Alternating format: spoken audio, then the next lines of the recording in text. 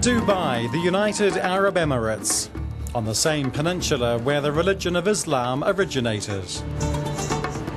After the country won independence from Britain in 1971, there was massive economic and social change, partly paid for with oil wealth. Hundreds of thousands of Arab and foreign workers took up residency, and expatriates now make up 80% of the population. 54% of expatriates practice a religion that is not Islam, in a country where legislation is based on Islamic law. However, the Emirates provides freedom of worship for all religions. The central government has allowed the establishment of church complexes. The government grants land, but no state funding, although mosques do have this financial right. Evangelical work is also not allowed to try to prevent Muslims turning away from Islam. There is no religion in the Emirates that does not have complete freedom to perform the rituals it wants. All religions have their temples or churches, and we even have some state holidays, Christian holidays, such as Easter. Muslims have no problem here with other religions at all.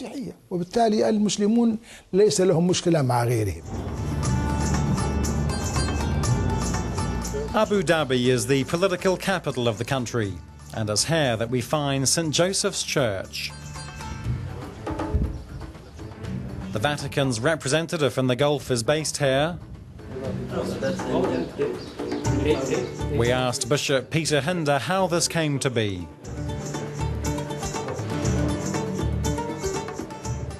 My predecessor, immediate, who was bishop for 29 years, he took residence right from the beginning here in Abu Dhabi in 1976. And he has made this choice because, first of all, the United Arab Emirates, with the ruler Sheikh Zayed, the founder of the nation, was very open regarding the Christians. And the capital of Abu Dhabi was a good place also to be in touch with the diplomatic missions.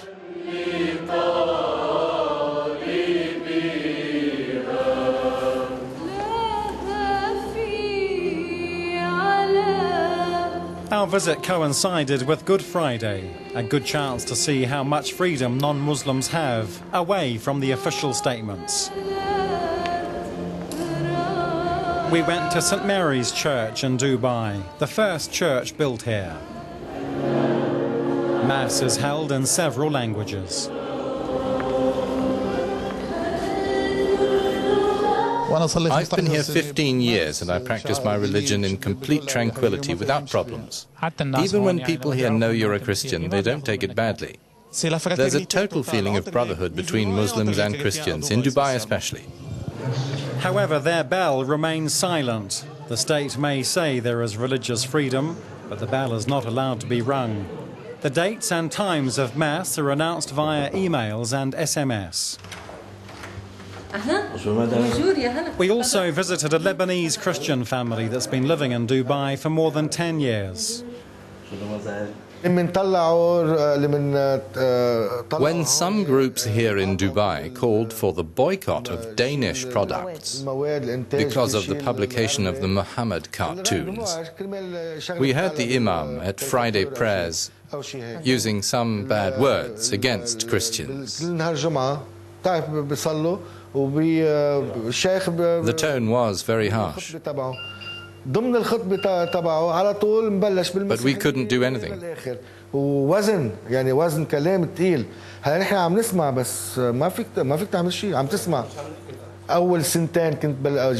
the first and second year of living here, I couldn't accept the idea of going to church on Friday instead of Sunday, but now I'm used to it. Friday is the day where I practice my religion and do other stuff. For instance, I got married on Friday and christened my son on Friday. You have to get used to it. Official figures show that about 200 religions exist in the Emirates. The constitution guarantees freedom of worship and assures non-discrimination on the basis of race and religion. I'll tell you about Article 25 in the Emirates Constitution. Everyone is equal before the law, without distinction between citizens of the Union in regard to race, nationality, religious belief, or social status. Of course, this applies to all residents in the Emirates, whether they're Arabs or non-Arabs. They have the right to practice their religions and their beliefs within the limit of laws allowed in the state.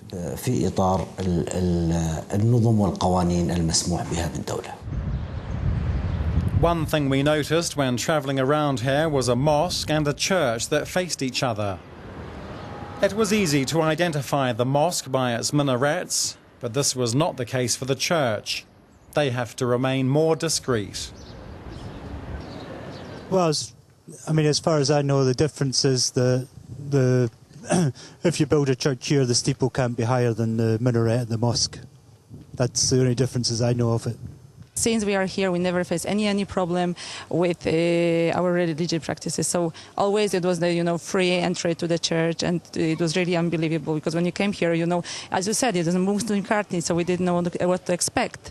And we found, like here, without any borders, without any problems, we can go pray and celebrate our traditional holidays. But what about the implications of some European laws relating to Muslims in Europe?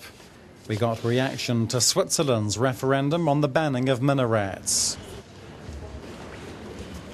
When we come now to the specific question of the symbol of the minaret, which is the only thing that has been prohibited by the referendum, it's, according to me, not the best decision.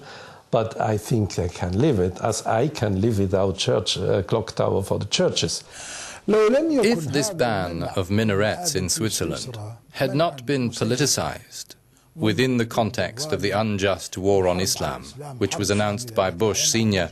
and then his son, and also adopted by many official entities in the West, it would have been normal for me. Peaceful cohabitation between religions has been the aim here, so it's not only the buildings allowed to reach up to the heavens.